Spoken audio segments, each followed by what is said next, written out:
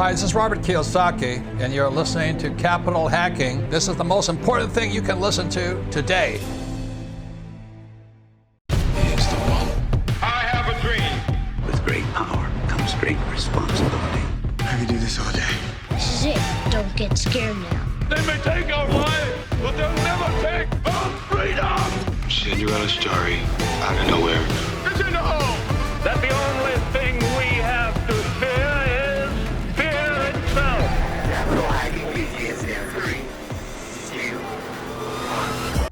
Hello, my name is Josh McCown. Welcome to Capital Hacking and welcome to Mindset Monday. You know, the mind and the power of the human capital is something we go through and journey with each entrepreneur we talk to each week. And in episode 308, we met Kevin Taylor, the gentleman who was a banker, an entrepreneur for 30 years, built a bank, and now is an elite EOS implementer. Today begins his journey as a teacher, where he's going to pull out the kernels, the gold, the nuggets, and share them with you and I on how we can make some powerful choices today to change our trajectory of the rest of our lives. So let us know how you like it. Check out episode 308 and find out more about Kevin and dig in deep. Let's go. Welcome to the Capital Hacking Podcast. I'm your host for the day, Kevin Taylor. And when we talk about capital, there's different forms of capital. What I typically talk about is the mental capital. So most of the episodes I do are around mindset and psychology. And one of the podcasts I'm going to talk about today is one that is around psychology, because where I got this information was from the Morgan Housel podcast. And if that name sounds familiar, it's because Morgan Housel is the author of one of my favorite books, was called The Psychology of Money. And that's what actually led me to this podcast, because I liked that book so much. And I saw that Morgan had come out with a podcast, figured if I like the book, I'm going to love the podcast.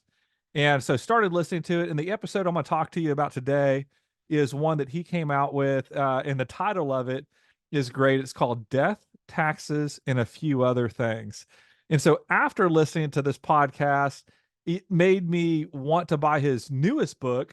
I actually pre-ordered it, and it's come out. I've read the book, and it's this one right here. It's Same as Ever, A Guide to What Never Changes. And so the podcast that I'm going to review today and talk about is one that he talks through 5 things that will never change, just like death and taxes. So let's dive into this. All right. So what are the things in this world that will never change? The first thing that he mentions is the perpetual moving goalpost. And so he goes on to say, since the 1950s, the median family income has doubled on an annual basis, adjusted for inflation. The feelings of nostalgia most of us have in towards the 1950s and 60s are those of good times and prosperity. People gauge their well-being relative to those around them. Everyone does. So there's a correlation between money and happiness, but it diminishes with every dollar that you gain.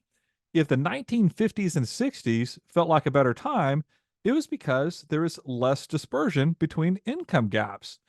When you watch other people live a better life, your benchmark for normal and acceptable rises. The goalposts move.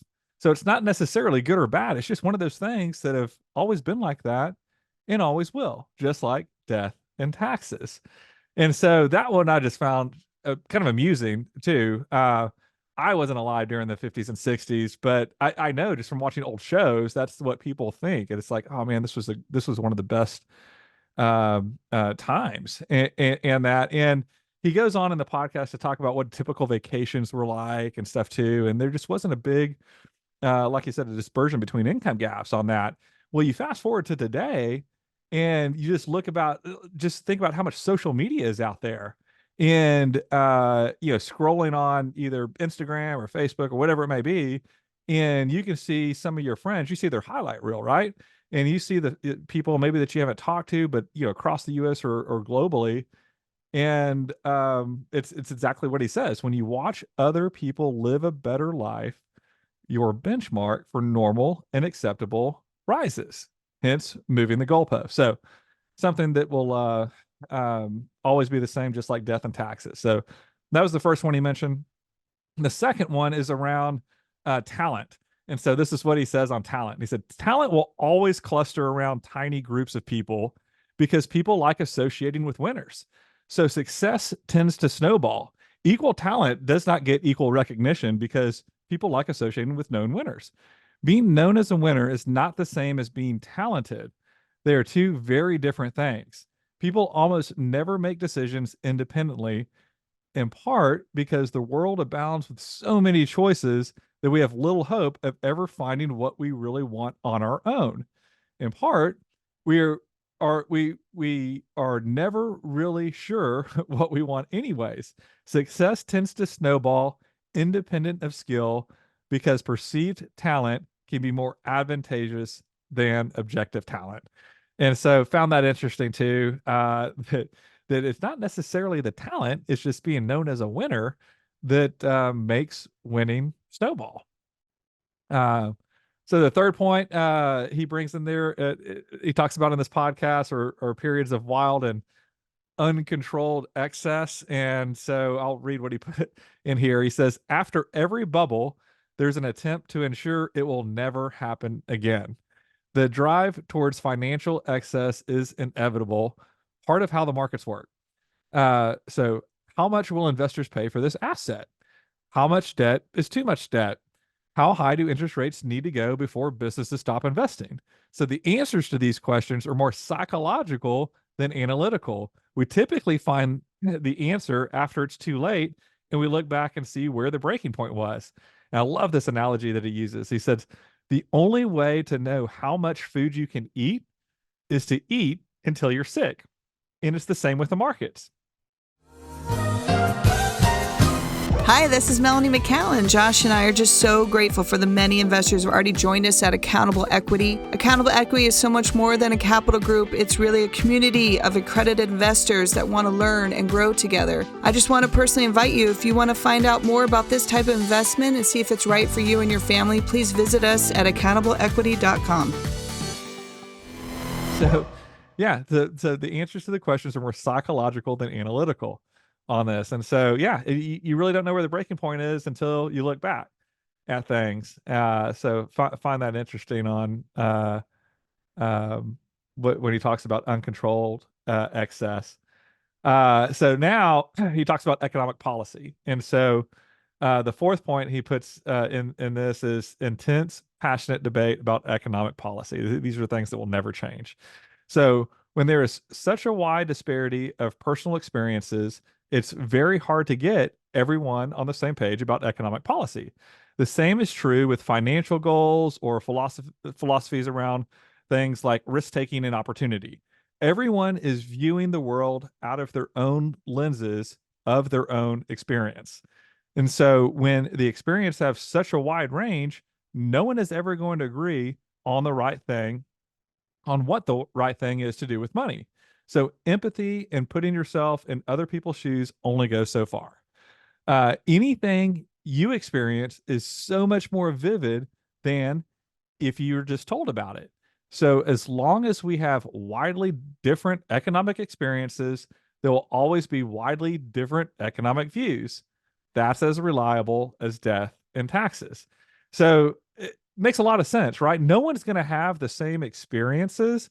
Everyone is viewing the world out of their own lenses of their own experience. And so because of that, empathy and putting yourself in other people's shoes, it only goes so far. So I have just never thought about it that way, but he puts it pretty clear that way. So the fifth and last thing he talks about in this episode were social problems. And so this is what he says about social problems. He says there are social problems that will never be solved because they evolve and adapt to whatever solutions you throw at them. Social solutions have a shelf life. They have limited applicability and they affect people differently. So he takes wealth and inequality and uses this as an example. So there's a long history of power swinging between labor and capital. So what he means is between workers and investors. It has swung back and forth in this pendulum every 30 or 40 years for the last couple of centuries, where workers have all the power and then it shifts to investors having all the power. Each cycle is usually driven by policies that are designed to help the losing side. It always goes a little bit too far, and so there's a new imbalance emerges, enriching the old losers. Then the new losers tend to say, hey, this isn't fair. It's time for new policies. And then the cycle moves in the other direction. And every solution at best is like the flu vaccine. It can it can be effective for a given period of time, but it has to be constantly updated because the virus it's protecting evolves and adapts. So he goes on to say, few problem solvers want to admit that. It's not easy or intuitive to let go of an idea whose time has passed. So we'll always be debating problems and chasing new answers, despite our desire to think that we found a solution. That, like everything else I've mentioned in here, is as certain as death and taxes. So found that as an interesting view on things, and I feel like it's all true too. So like I said, I listened to that episode, and he goes into detail, a little bit more detail. We'll put a link to this particular podcast in the show notes. But again, it was so good. It made me go out and buy this book. I'd recommend it. Same as Ever by Morgan Housel, A Guide to What Never Changes. A lot of great nuggets in there. And that's how we're going to end it today.